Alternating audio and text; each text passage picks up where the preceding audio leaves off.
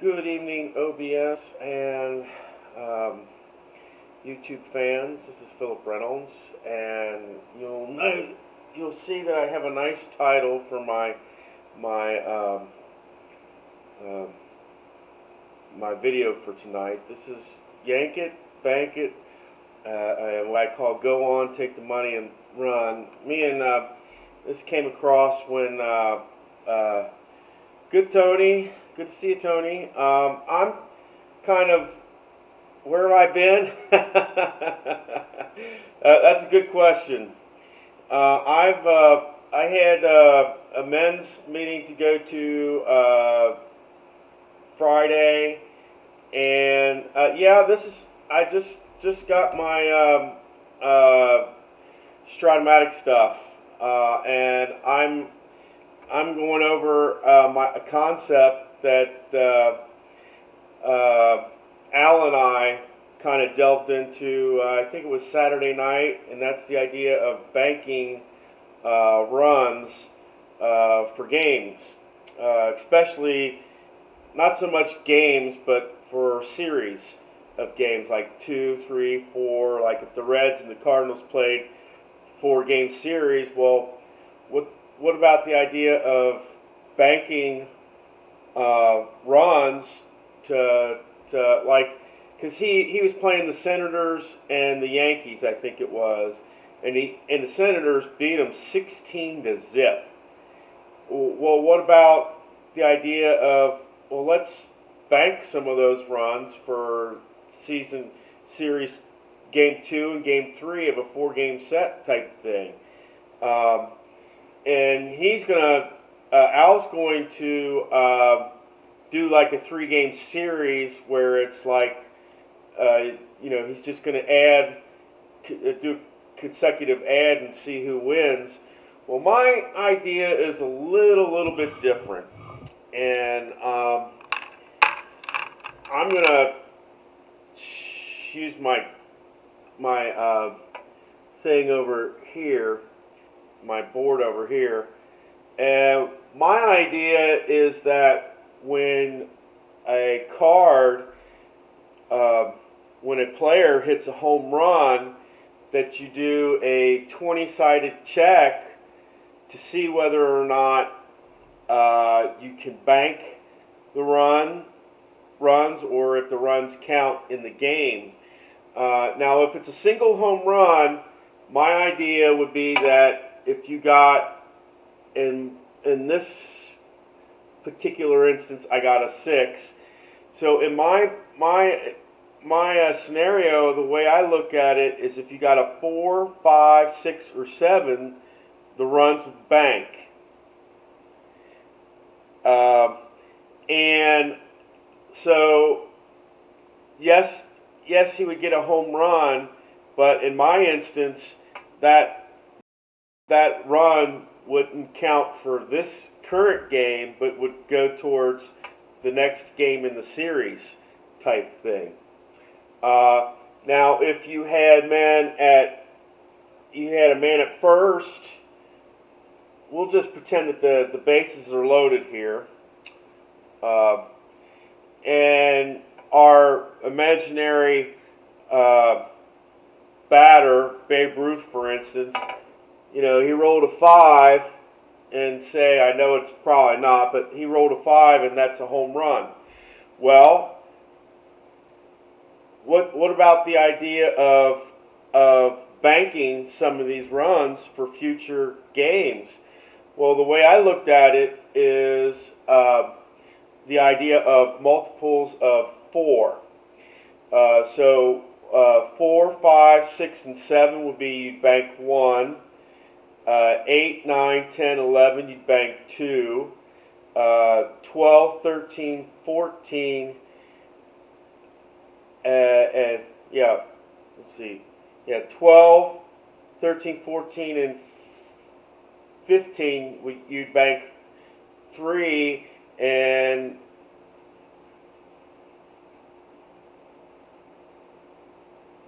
yeah, that's the next thing. I want to do a game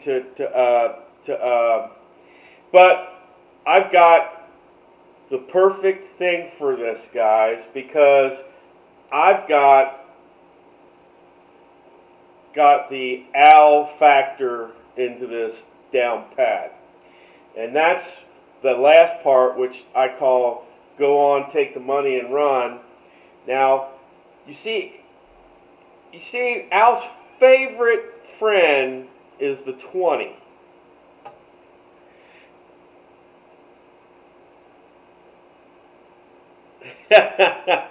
No, actually, Utah Mike, I would do that. If I was commissioner of the league, I'd put a man at second base.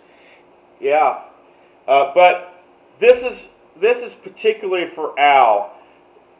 If you roll a 20, then what happens is that those runs get banked for your opponent, not for you, but for your opponent. So if you get a home run,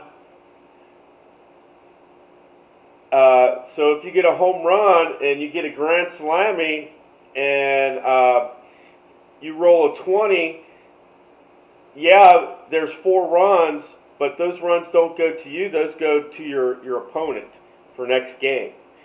This is what I call the Al factor, and this is what Strat's missing, I think, from this game is the Al factor. And I think it's also the Tony factor, too, if I'm not mistaken, because, Tony, you're just as bad as Al as far as these 20s. I think if Al were to roll 320-sided dice, I think Al would be the only person that could get 20s on all 300 dice. That's how bad Al can be on these 20-sided dice. Yeah, exactly, crazy. But if you know Al and the way he rolls dice, he's pretty bad at them. And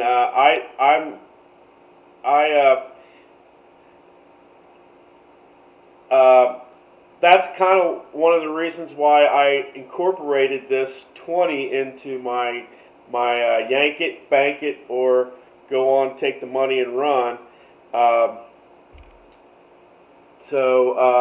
Yeah, so you could, with a grand slam, you could bank all runs, 3 runs, 2 runs, 1 run. In a home run, if it's more than a solo, you could bank 1, 2, or 3 home runs. It's just a different way, a different take on Al's idea of banking runs for future games and stuff like that. And you really couldn't do this for a 1-game match, but for a 3-game set, like this would be perfect for a World Series game. You know, this would literally wreak havoc in a 7-game World Series match with Al rolling the dice. I would love to see Al take the Yankees and the Mets, or the Yankees and the Cardinals, and do a 7-game series using my theory of yank it, bank it, or go on, take the money and run strategy for Strat. And I would like to see who would win a World Series like that. So, Al, if you see this, you've got a challenge on you, bud. And like I said, Al, this is a new way to fall in love with that 20 on your dice.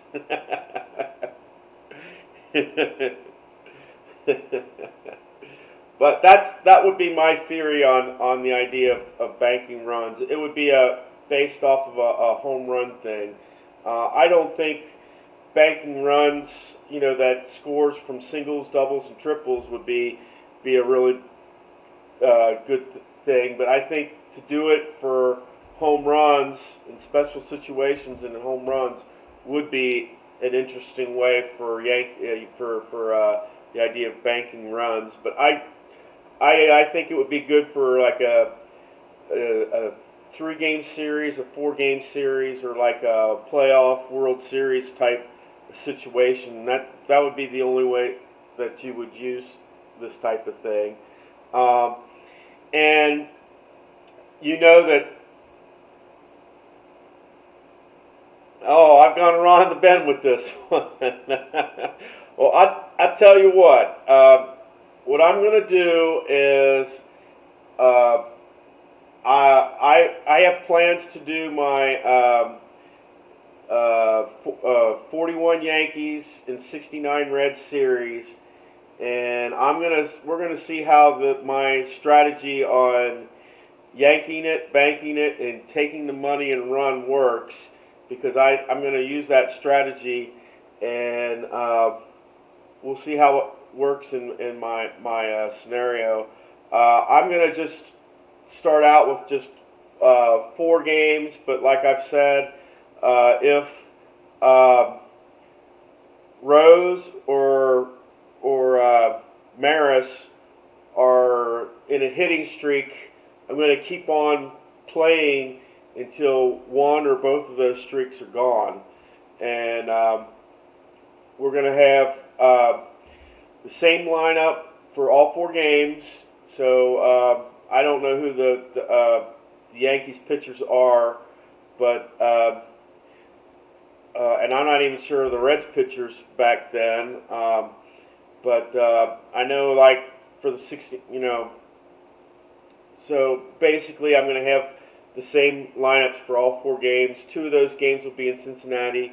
2 of those games will be in New York. And I'm gonna do basically a live demonstration on this, and I'm not sure exactly when I'm going to do that. I'll probably because I owe you guys a Friday night fight, so I'll probably do a game at 6 this week and a Friday night fight after my game, and I don't have who that matchup will be for. So, but that's my scenario and all that. So that's my idea. That's my take on banking runs.